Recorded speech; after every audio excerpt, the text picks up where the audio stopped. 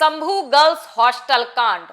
पटना में नीट की छात्रा के साथ पहले सामूहिक बलात्कार किया जाता है, उसके बाद वो दर दर 3 हॉस्पिटल में भटकते रहती है और 5 ऐसे शख्स की लापरवाही सामने आई है जिसके बाद नीट छात्रा की मौत हो गई।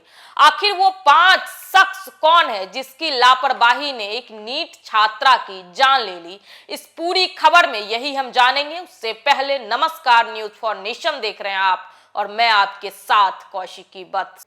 6 जनवरी को नीट की तैयारी कर रही छात्रा संभू हॉस्टल के कमरे में बेहोश मिली है। हॉस्टल के कर्मचारी उसे हॉस्पिटल ले जाते हैं। एक हॉस्पिटल, 2 हॉस्पिटल और फिर तीसरे हॉस्पिटल में मौत। 6 जनवरी से 9 जनवरी तक चले इस घटनाक्रम में पुलिस सीन से गायब है। 3 दिन तक न हॉस्टल सील हुआ, न कमरा, न बिस्तर, न कपड़े। कानून के जानकारों के अनुसार यही सबसे महत्वपूर्ण समय था जिसमें सबूत इकट्ठे किए जाते, लेकिन पुलिस सबसे सुस्त रही। थाना प्रभारी रोशनी कुमारी ने एक कहानी गढ़ी कि लड़की ने सुसाइड किया है। उसी कहानी को एसएसपी, एसपी और खुद एसएसपी भी आगे बढ़ाते रहे। यह मामला सामने तब आया कि किसी एक अफसर की गलती नहीं है। बिहार के संवेदनशील मामले में 5 चेहरे जिसकी लापरवाही सामने आई है, जिसमें थाना प्रभारी ने गलत रिपोर्ट दी, एएसपी, एसपी ने उसे सुसाइड बता दिया और एसएसपी ने तो रेप से ही इनकार कर दिया। थाना प्रभारी के रूप में रोशनी कुमारी को 6 जनवरी को मिली सूचना। कानून ने भी स्पष्ट है, यदि कोई छात्रा संदिग्ध हालात में बेहोश मिलती है तो पुलिस को तत्काल मौके पर पहुंचकर कमरे को सील, हॉस्टल को सर्च और परिवार को सूचित करना होता है। उन्हें चाहिए था कि वो एफआईआर की प्रक्रिया शुरू कराती, फॉरेंसिक टीम बुलाती और अस्पताल में इलाज के दौरान किसी निष्कर्ष से बचती। अब इसमें लापरवाही क्या हुई? 3 दिन तक पुलिस की गैर हाजिरी सबसे बड़ा सवाल है। इस दौरान हॉस्टल का कमरा खुला रहा, 3 लोगों को हिरासत में लेकर छोड़ दिया गया, लेकिन हॉस्टल की जांच नहीं हुई। सबसे गंभीर चूक यही रही कि थाना प्रभारी की शुरुआती रिपोर्ट ही आगे की पूरी जांच की बेसलाइन बन गई, जिसके बाद से कोई अधिकारी चुनौती देता नहीं दिखा या उसे क्रॉस चेक करवाने की प्रक्रिया भी नहीं की।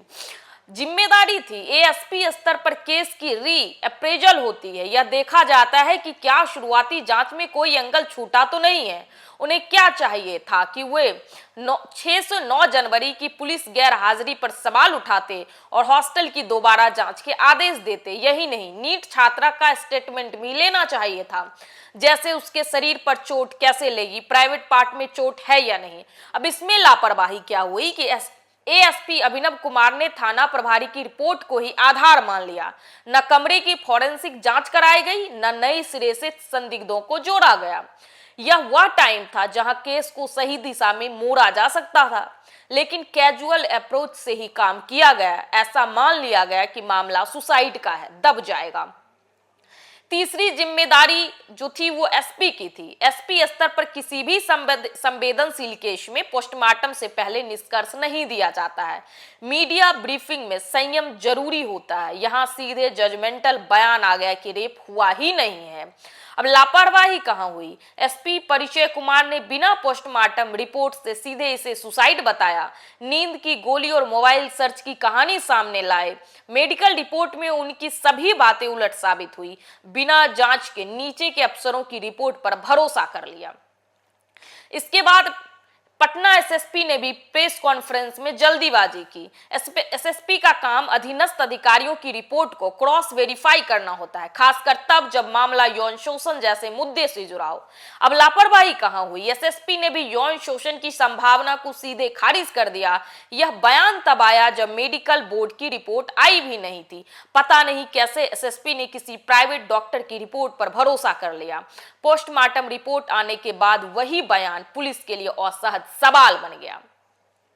महिला डॉक्टर का हवाला देकर रेप से इनकार किए गए, शरीर पर चोट बताई। अब जिम्मेदारी थी कि प्रारंभिक डॉक्टर की जिम्मेदारी होती है कि यदि संकेत अस्पष्ट हो तो रिपोर्ट रिजर्व रखी जाए। डॉक्टर डॉक्टर को कानूनी निष्कर्ष नहीं देना चाहिए। हालांकि प्रभात मेमोरियल हॉस्पिटल के डॉक्टर ने रेप से इनकार किया, लेकिन शरीर पर चोट के निशान बताए थे।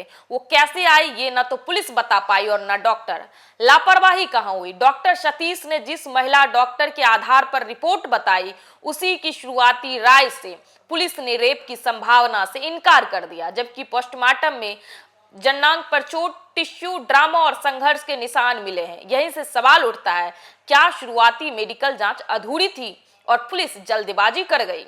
शंभू गर्ल्स हॉस्टल के एक कमरे में नीट छात्रा बेहोशी की अवस्था में मिलती है और उसके बाद उसको एक नहीं, दो नहीं, 3 हॉस्पिटल में बौखाया जाता है। लगातार अलग अलग हॉस्पिटल में भर्ती किया जाता है। उसके बाद डॉक्टर का भी ये बयान आता है कि इसके साथ किसी भी तरह की रेप या बलात्कार की घटना नहीं हुई है। और इसी प्राइवेट हॉस्पिटल के डॉक्टर की रिपोर्ट के आधार पर पटना एसएसपी से लेकर पटना एसपी तक जल्दबाजी कर देते हैं और मीडिया ब्रीफिंग में वो कहते हैं कि रेप हुआ ही नहीं है, ये आत्महत्या है। लेकिन जब नीट छात्रा के पोस्टमार्टम की रिपोर्ट आती है तो ये जो पुलिस की ब्रीफिंग थी मीडिया के सामने, उससे उलट रिपोर्ट आती है और पोस्टमार्टम रिपोर्ट में यह स्पष्ट हो जाता है कि नीट छात्रा के साथ जबरदस्ती हुई है, उसके शरीर पर कई जख्म और चोट है।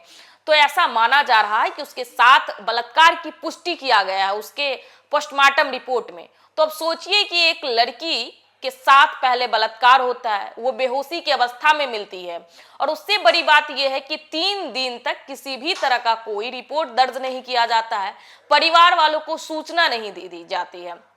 तो डॉक्टर से लेकर ये पुलिस प्रशासन तक के लापरवाही बरतने के कारण कहीं ना कहीं आज एक नीट छात्रा की मौत हो गई। और ये सारे लोग जो लापरवाह लोग, वो पुलिसिया तंत्र के लोग हों या फिर डॉक्टर हों, वो सब जिम्मेदार हैं नीट छात्रा के मौत के। तो फिलहाल के लिए इस खबर में इतना ही।